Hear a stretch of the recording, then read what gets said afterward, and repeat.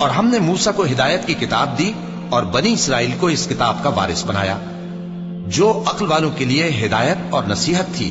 لہذا صبر کرو، بے شک اللہ کا وعدہ سچا ہے، اور اپنی کوتاہی کے لیے معافی مانگو، اور صبح و شام اپنے پروردگار کی تعریف کے ساتھ تسبیح کرتے رہو۔ جو لوگ بغیر کسی دلیل کے جو ان کے پاس آئی ہو اللہ کی آیتوں میں جھگڑتے ہیں، ان کے دلوں میں اور کچھ نہیں، ایسی بڑائی ہے جس کو وہ پہنچنے والے نہیں۔ تو اللہ کی پناہ مانگو، بے شک وہ سننے والا ہے، دیکھنے والا ہے۔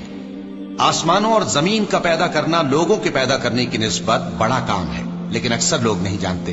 اور اندھا اور آنکھ والا برابر نہیں، اور نہ ایمان لانے والے نیکوکار اور نہ بدکار برابر ہیں۔ حقیقت یہ ہے کہ تم بہت کم غور کرتے ہو۔ قیامت تو آنے والی ہے، اس کے آنے میں کچھ شک نہیں، لیکن اکثر لوگ ایمان نہیں رکھتے۔ اور تمہارے پروردگار نے فرمایا ہے کہ تم مجھ سے دعا کرو، میں تمہاری دعا قبول کروں گا۔ جو لوگ میری عبادت سے ازراہ تکبر کتراتے ہیں، ان قریب جہنم میں ذلیل ہو کر داخل ہوں گے۔ اللہ ہی تو ہے جس نے تمہارے لیے رات بنائی کہ اس میں آرام کرو، اور دن کو روشن بنایا کہ اس میں کام کرو۔ بے شک اللہ لوگوں پر فضل کرنے والا ہے، لیکن اکثر لوگ شکر نہیں کرتے۔ یہی اللہ تمہارا پروردگار ہے جو ہر چیز کا پیدا کرنے والا ہے، اس کے سوا کوئی معبود نہیں، پھر تم کہاں سے بھٹکائے جاتے ہو؟ اسی طرح وہ لوگ بھٹکائے جاتے تھے جو اللہ کی آیتوں سے انکار کرتے تھے۔ اللہ ہی تو ہے جس نے زمین کو تمہارے لیے ٹھہرنے کی جگہ اور آسمان کو چھت بنایا، اور تمہاری صورتیں بنائیں اور صورتیں بھی اچھی بنائیں، اور تمہیں پاکیزہ چیزیں کھانے کو دیں۔ یہی اللہ تمہارا پروردگار ہے، سو اللہ رب العالمین بہت ہی بابرکت ہے۔ وہی زندہ جاوید ہے، اس کے سوا کوئی عبادت کے لائق نہیں، تو اس کی عبادت کو خالص کر کے اسی کو پکارو۔ ہر طرح کی تعریف اللہ ہی کے لیے ہے جو تمام جہانوں کا پروردگار ہے۔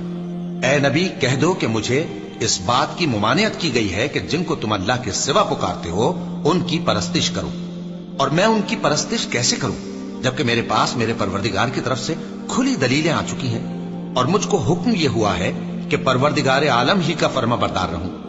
وہی تو ہے جس نے تم کو پہلے مٹی سے پیدا کیا، پھر نطفہ بنا کر، پھر لوتھڑا بنا کر، پھر تم کو بچہ بنا کر نکالتا ہے، پھر تم اپنی جوانی کو پہنچتے ہو، پھر بوڑھے ہو جاتے ہو، اور کوئی تم میں سے پہلے ہی مر جاتا ہے، اور آخر تم موت کے وقت مقرر تک پہنچ جاتے ہو، اور تاکہ تم سمجھو۔ وہی تو ہے جو زندگی اور موت دیتا ہے، پھر جب وہ کوئی کام کرنا یعنی کسی کو پیدا کرنا چاہتا ہے تو اس سے کہہ دیتا ہے کہ ہو جا، تو وہ ہو جاتا ہے۔ کیا تم نے ان لوگوں کو نہیں دیکھا جو اللہ کی آیتوں میں جھگڑتے ہیں؟ یہ کہاں سے پھیرے جاتے ہیں؟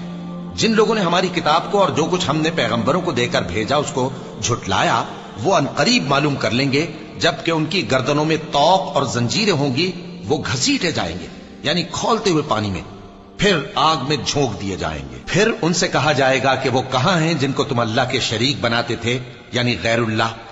کہیں گے وہ تو ہم سے جاتے رہے، بلکہ ہم تو پہلے کسی چیز کو پکارتے ہی نہیں تھے۔ اسی طرح اللہ کافروں کو گمراہ رہنے دیتا ہے۔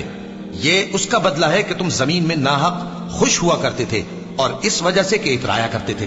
اب جہنم کے دروازوں میں داخل ہو جاؤ، ہمیشہ اسی میں رہو گے، سو متکبروں کا کیا برا ٹھکانہ ہے۔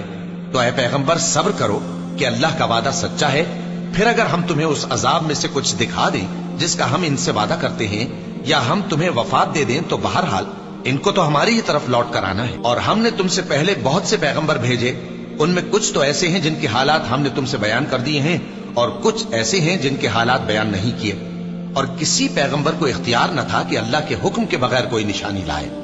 پھر جب اللہ کا حکم آ پہنچا تو انصاف کے ساتھ فیصلہ کر دیا گیا، اور تبھی اہل باطل نقصان میں پڑ گئے۔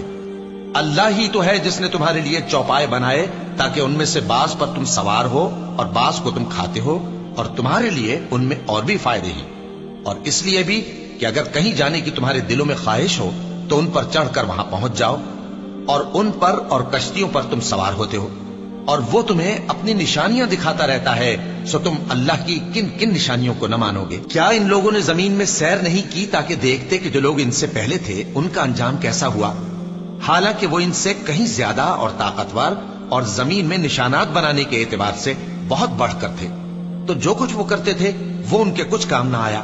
اور جب ان کے پیغمبر ان کے پاس کھلی نشانیاں لے کر آئے تو جو علم اپنے خیال میں ان کے پاس تھا اس پر اترانے لگے، اور جس چیز سے تمسخر کیا کرتے تھے اس نے ان کو آ گھیرا۔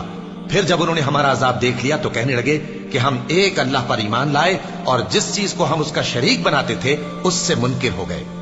پھر جب وہ ہمارا عذاب دیکھ چکے اس وقت ان کے ایمان نے ان کو کچھ بھی فائدہ نہ دیا۔ یہ اللہ کی عادت ہے جو اس کے بندوں کے بارے میں چلی آتی ہے، اور وہاں کافر گھاٹے میں رہ گئے۔